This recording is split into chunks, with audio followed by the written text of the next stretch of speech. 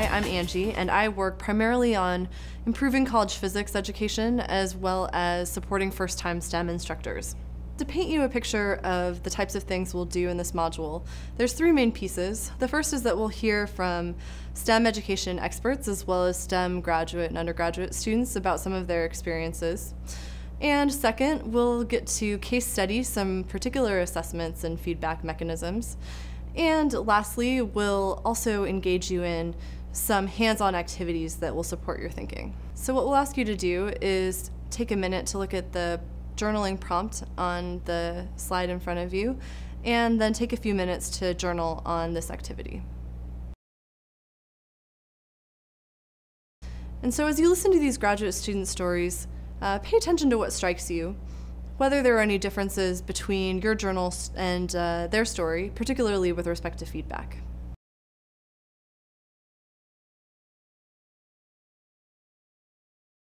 And outside of STEM, I think at the end of the month here I'm going to test for my blue belt in Kung Fu, and I'm really excited about that.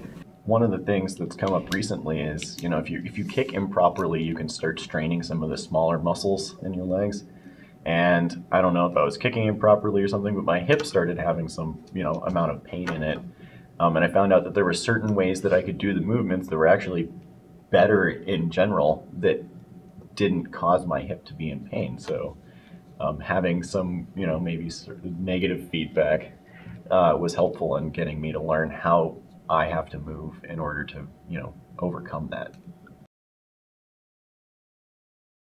He's a fantastic teacher in the fact that he recognizes, what people should be able to do at different ranks. And so you start out and he gives a lot of positive feedback on, oh yeah, you're doing a good job, you're putting good effort into it. If he picks one thing that he wants to focus on kicks for the day, then, as long as you're adhering to focusing on that one thing with him, then, you're gonna get good feedback, and then eventually once you've practiced all of those things, and you realize is after you've been there for a couple of years, then you start to build up the ability to look at multiple things at the same time. And sort of, he has a really good idea of what expectations should be set at for each person. So not, when you start out and you have a white belt, you're not expected to do anything perfectly.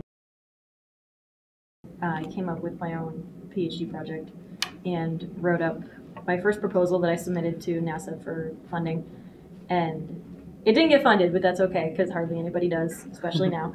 But I was really happy because I got feedback from my advisor, and he said, I really like this idea. I've actually been interested in this. This sounds really cool. And the reviewers for the actual proposal, I got feedback on that, and it was actually really positive. There was nothing in there that said, this is the dumbest idea we've ever heard. Why would you ever get funded for this? And they really just said, this is a strong application, but it's a little thin here and here. And so now I have good motivation to go and revise it for next year, and hopefully next year will be better. So. And what kind of feedback helped you get to where you were at before you got the feedback from the from that committee? Like, how did you... In writing the proposal? Yeah, exactly. Like, how did you get to a place where you could write a proposal that was so well received? I got a lot of good feedback from some of my peers, actually. So other PhD students who have gotten successfully funded through this same group, and I gave them my proposal to look at, and they had a lot of really constructive feedback on places where things were a little weak, or formatting ideas, even stuff like that. So it was just very helpful to kind of kick around ideas with my peers as well. So now that you've heard some of these graduate student stories, take a minute to reflect and compare them to your own journal. And remember to focus on the role of feedback along the way.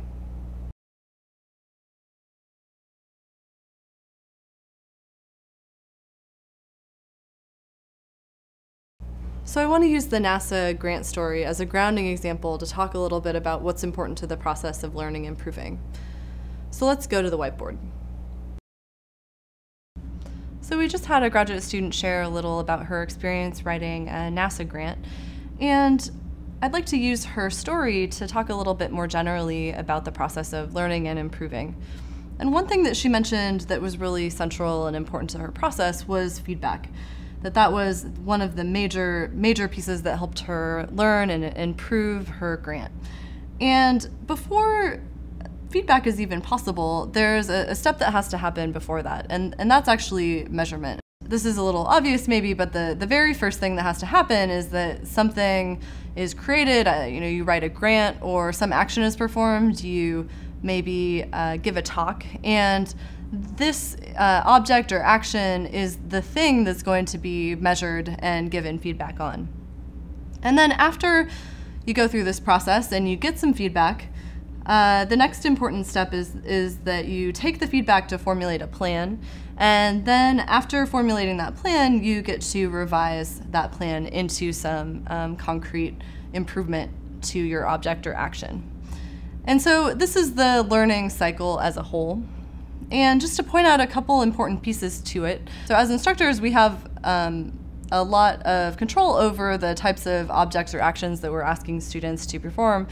And we might ask them to work on a homework set with textbook problems. We might ask them to do an interpretive dance. And then it's really important that we get clear on the types of measurements, goals, and rubrics that we have for students so that everyone's on the same page. So you can imagine in the NASA grant case, if you're writing a NASA grant and it wasn't possible to know what you're going to be evaluated on, that would be really frustrating. And so getting really clear here is really important to both students and ourselves. And then after a measurement's taken, it's not an easy one-step process to get to feedback. There can be a little bit of some skills to develop to figure out how to communicate measurement into a way that students can use. So one other really important thing to point out in this diagram is that it's possible to go through a learning and feedback process alone, but there's often a lot of things that you can't really see, and it's helpful to have peers and mentors and mentees who can take a look at our performances and the things that we create to help us in understanding ways to improve it. And so there's really this large community of people that are ideally involved in the learning and improvement process, and they can be involved all along every step of the way.